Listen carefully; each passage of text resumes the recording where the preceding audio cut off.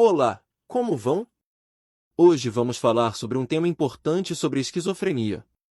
Ao longo da história, a humanidade deu nomes a muitas coisas antes de realmente compreendê-las. Nomeamos as estrelas muito antes de entender seus movimentos. Nomeamos os oceanos muito antes de conhecer suas profundezas. Nomeamos a mente humana muito antes de desvendar seus mistérios. Talvez exista uma diferença importante entre dar um nome a algo e compreender sua verdadeira natureza. E talvez seja justamente nessa diferença que começa a nossa reflexão de hoje.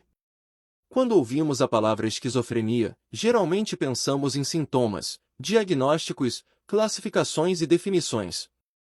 Pensamos em explicações construídas para organizar aquilo que observamos. E isso possui enorme valor. O conhecimento humano avançou graças à capacidade de observar, registrar e buscar padrões. Mas existe uma pergunta que raramente recebe a mesma atenção. Será que já compreendemos totalmente aquilo que estamos observando? A mente humana continua sendo um dos maiores mistérios da existência. Ela é o instrumento através do qual percebemos o mundo. Ela interpreta a realidade. Ela produz memórias. Ela cria sonhos. Ela formula perguntas. E, ao mesmo tempo, permanece em grande parte desconhecida. É curioso pensar que utilizamos a mente para estudar a própria mente. Como um espelho tentando refletir a si mesmo. Talvez por isso tantas perguntas permaneçam abertas. Em diferentes épocas, homens e mulheres buscaram compreender aquilo que existe além da superfície das aparências. Alguns chamaram essa busca de filosofia. Outros a chamaram de contemplação. Outros de autoconhecimento. Outros de jornada interior. Independentemente do nome, todos pareciam movidos pela mesma inquietação silenciosa. A sensação de que a realidade possui camadas ainda não totalmente exploradas. Talvez a esquizofrenia desperte tanto interesse porque nos obriga a olhar novamente para perguntas que julgávamos respondidas. O que é a consciência? O que é a percepção? O que significa experimentar o mundo? Onde termina a realidade objetiva e onde começa a interpretação individual? São perguntas antigas.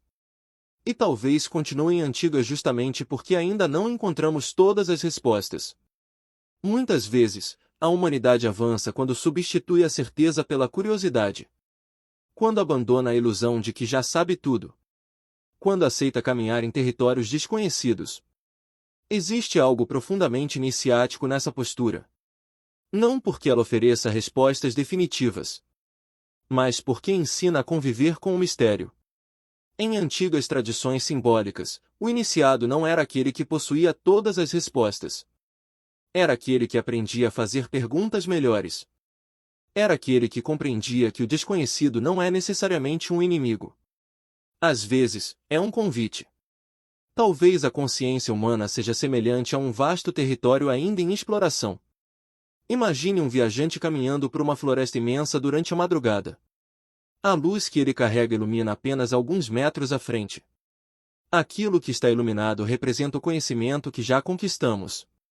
Mas a floresta continua muito maior do que o alcance da lanterna. Negar a escuridão não a faz desaparecer. Reconhecê-la é o primeiro passo para continuar avançando. Talvez estejamos exatamente nesse ponto quando falamos sobre a mente humana. Aprendemos muito. Descobrimos muito. Mas ainda existem regiões inteiras aguardando compreensão. Isso não significa abandonar a razão. Não significa rejeitar a ciência. Não significa trocar investigação por fantasia.